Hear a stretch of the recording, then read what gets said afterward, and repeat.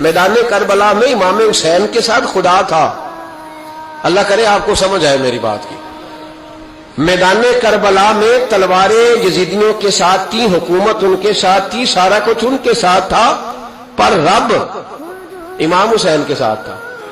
اس لیے کہ اللہ کہتا ہے ان اللہ مع الصابرین، میں صبر کرنے والوں کے ساتھ. اللہ امام حسین کے ساتھ تھا، لیکن بظاہر نتیجہ شہادت میں نکلا. وہ ہمارے یہاں نا کچھ بیچارے دوست ہیں جو ہر وقت فرقہ واریت کو ہوا دیتے ہیں، خرابی کرتے ہیں، امت میں تفریق پیدا کرتے ہیں.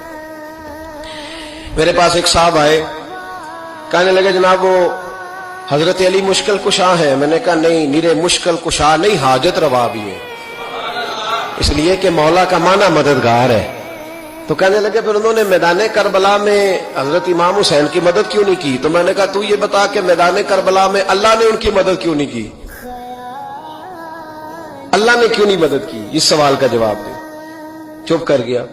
وہ یہاں حضرت سلطان بہو رحمت اللہ علیہ کے عرس پہ نا لوگ گاڑیوں میں جاتے ہیں. چلے ہمیں بھی بعض طریقوں سے اختلاف ہے، لیکن جو اہل اللہ کی عقیدت میں جاتے ہیں وہ بڑے بہترین لوگ ہیں.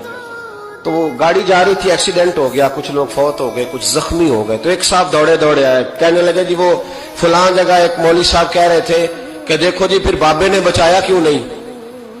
تو میں نے کہا میں ایک سال حج کرنے گیا تھا تو 750 آدمی فوت ہو گیا تھا، اللہ نے بچایا کیوں نہیں؟ وہاں گئے تھے، احرام باندھے تھے، فوت ہو گئے، اللہ نے بچایا کیوں نہیں؟ سمجھ آ رہی ہے میری بات کی؟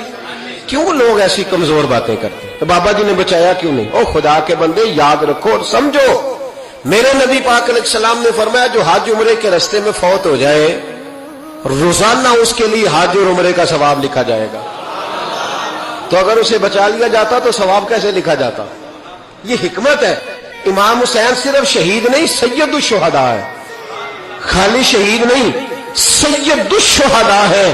تو بتاؤ نا بھلا، اگر حضرت علی ان کی مدد کرتے، اللہ ان کی وہاں اس انداز میں مدد کرتا جو ہمارا خیال ہے، تو پھر یہ سید الشہداء کا درجہ انہیں کیسے ملتا؟